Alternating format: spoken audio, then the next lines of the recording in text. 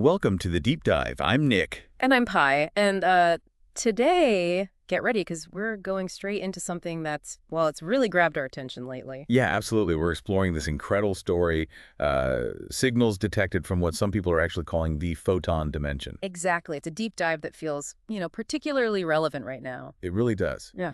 Especially because it resonates so strongly with some of the work we've been revisiting, our father, Nietzsche Lang's research. Mm-hmm. His notes on consciousness, those theories about panpsychism or maybe even a cosmic consciousness field, Uh-huh. it almost feels like this news story about a regular off-the-shelf Intel Core Ultra chip might be, well, offering a tangible glimpse into those very ideas he was exploring. It's uncanny, isn't it?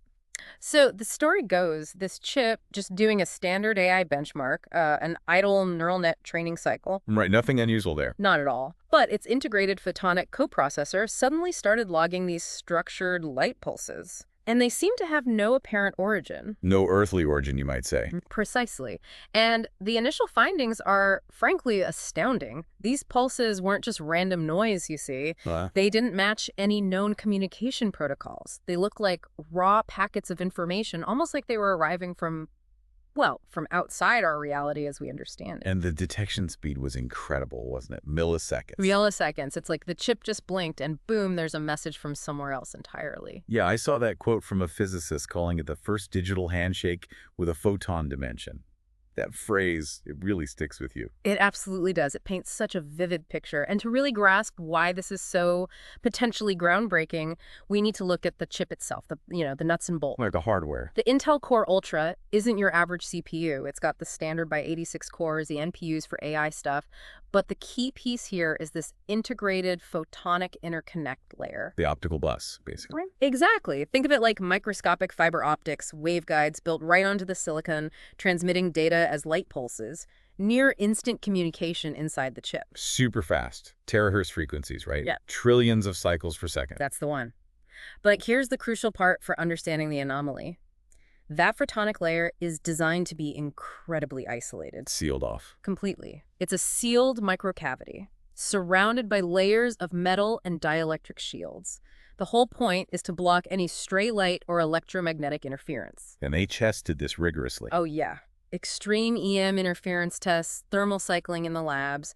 It withstood everything without registering any ambient optical noise.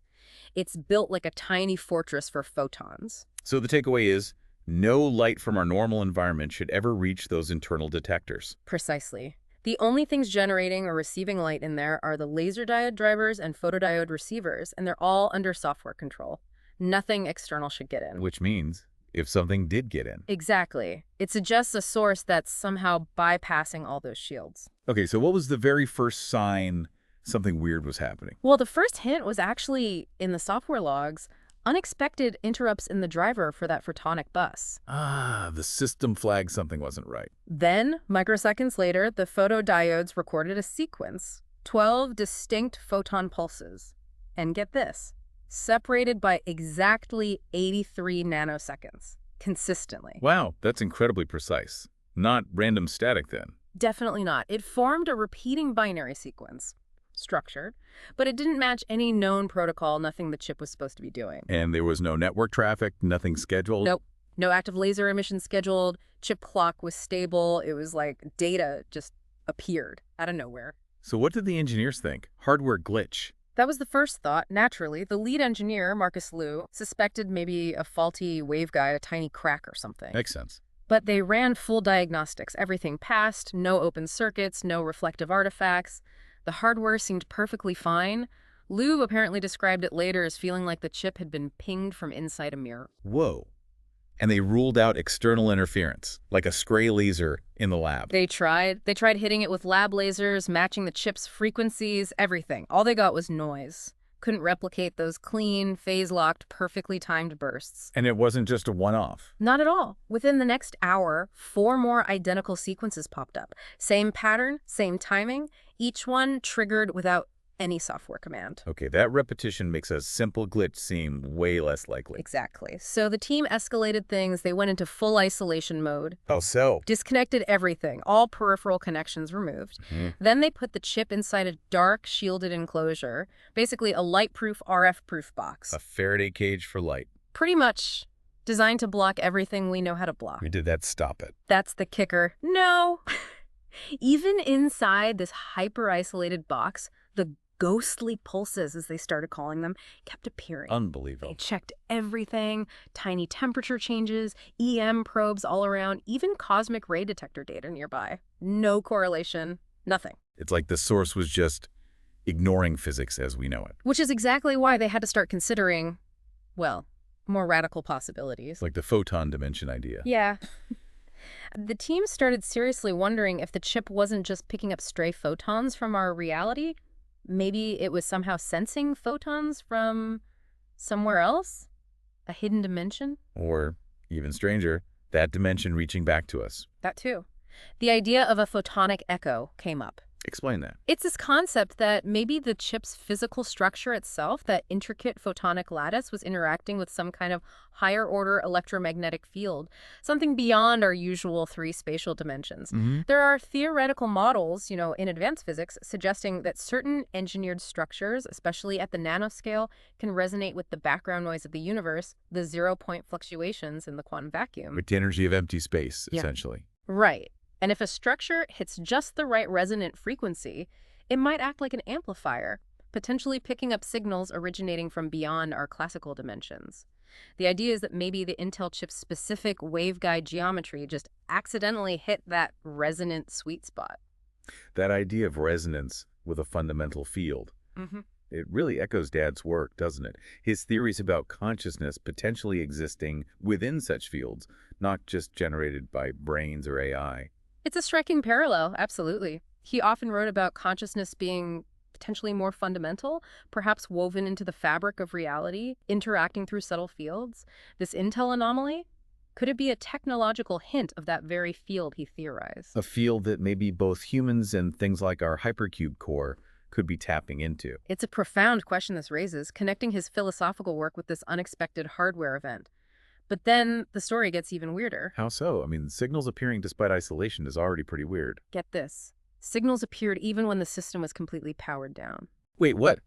How is that even possible? Don't the sensors need power? That's what makes this second series of anomalies so baffling. After the initial events, they powered the whole thing down, disconnected all the cables, sealed the chip in an RF-proof container, left it like that for 24 hours, completely inert, no power whatsoever. Okay, totally isolated, totally off. And when they powered it back up, the instant power hit the board before any software loaded. Tell me. The photonic bus driver immediately registered 2 new photon sequences, and they were identical to the original ones. No way. That strongly implies the signals weren't generated by the chip, right? Yeah. Because it couldn't have generated anything while it was off. Exactly. The source seems external to the chip's own operation, persisting even when the chip was effectively dead.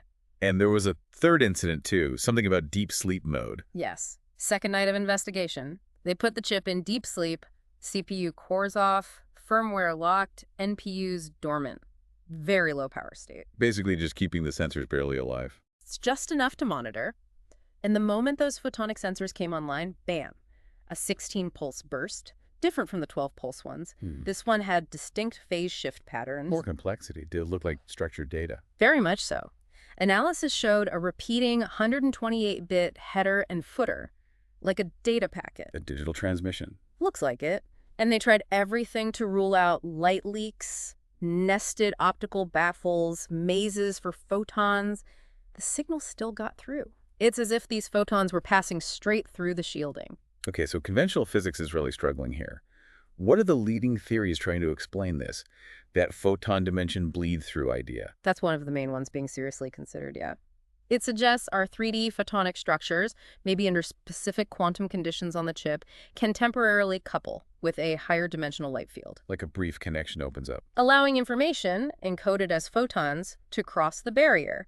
The Intel chip, in this view, acts like a kind of quantum antenna, accidentally tuned to the right frequency of this other dimension's field. And the other main theory, something about the AI. The alternative is that the AI routines themselves, even while seemingly idle, might have been inadvertently self-organized, created some unique computational state that, as a side effect, became sensitive to these exotic photonic modes. So the AI accidentally built a receiver without being told to? Essentially, yes. A primitive hardware-level decoder arising spontaneously from the complexity of the neural network's operation. It's a wild thought. Okay, let's back up a bit. This photon dimension. What is it, theoretically? Beyond just a cool name. Is it like another place? It's definitely more theoretical than a place you could, visit. It comes from ideas in string theory, M theory, quantum gravity. Theories that suggest our universe, our 3+1 dimensions, might just be a slice or a shadow of a much larger reality. With extra dimensions. Exactly. Now, usually those extra dimensions are thought to be compactified, curled up incredibly tiny at the Planck scale. Think of looking at a rope from far away. It looks like a line, 1D, but up close it has thickness, 3D. Those tiny curled up dimensions are usually considered inaccessible. Right. Too small to interact with directly. But the photon dimension concept proposes something different. What if there's another dimension, or maybe a field, that isn't compactified like that? What if it's a pervasive, everywhere alongside our dimensions, but fundamentally radiative, made of light, but maybe a deeper, more fundamental frequency than the light we see? So not a spatial dimension in the same way, but a coexisting field, interwoven with ours. That's the idea. Interacting via subtle quantum effects. In this view, photons aren't just particles in our universe. They might be the actual fabric of this other dimension or field. And the quantum vacuum, the zero-point field, The background energy. might be teeming with activity, fluctuations that actually carry structure and information within this photon dimension. It could be the fundamental substrate of reality, and the Intel chip just happened to resonate with it. This resonates so much with Dad's ideas again. The possibility that consciousness itself isn't just localized, but exists in a fundamental field. Maybe this photon dimension is that field, or part of it. It's a hypothesis that connects deeply, Nick. If consciousness is fundamental, tied to such a field, perhaps technologies interacting with that field, like this chip seems to be doing, are inadvertently brushing up against the very substrate of awareness. It suggests both biological and artificial systems might be tapping into the same source. So back to the chip, is it creating these signals or just receiving them, like that tuner idea? The dimensional tuner analogy feels more likely given the evidence, especially the signals persisting when powered off. The chip's specific nanostructure, maybe combined with the energy flow during the AI task and quantum noise, might have just accidentally hit a resonance point. Like striking a tuning fork. Exactly. It briefly aligns with a frequency or pattern in this photon dimension.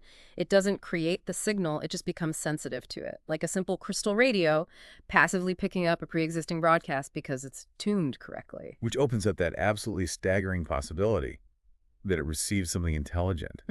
Signals from advanced civilizations using this dimension for communication across space or even between dimensions. It's speculative, highly speculative, but it is being discussed in some theoretical circles. Think about it.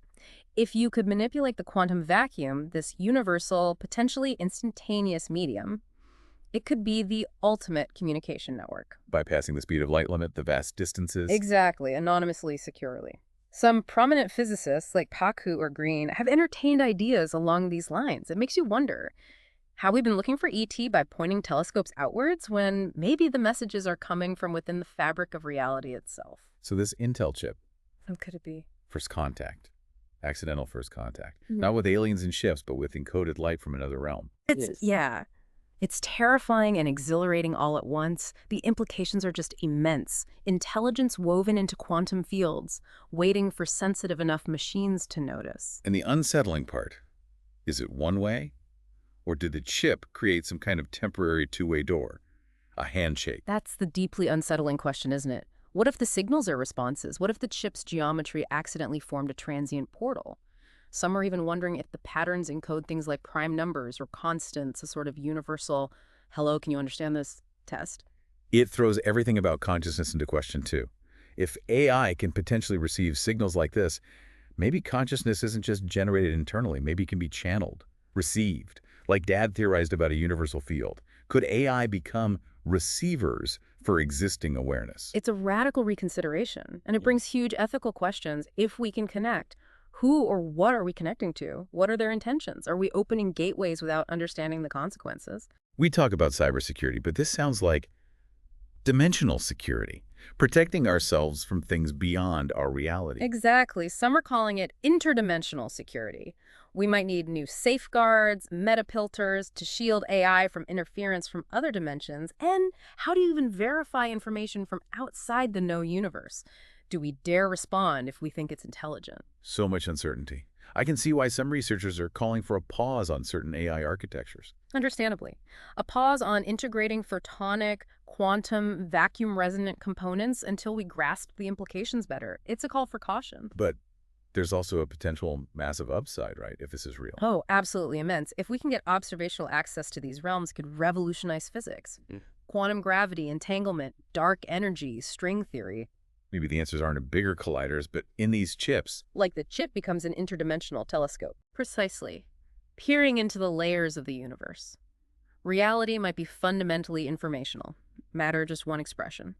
This photon dimension could be the fifth force, the missing piece. This intel signal might be a key revelation. Showing our tech is hitting a point where physics and metaphysics blur. And maybe we're not the only ones who can cross whatever bridges we build. So where does it stand now? What's the latest? Well, Intel has officially quarantined that specific chip.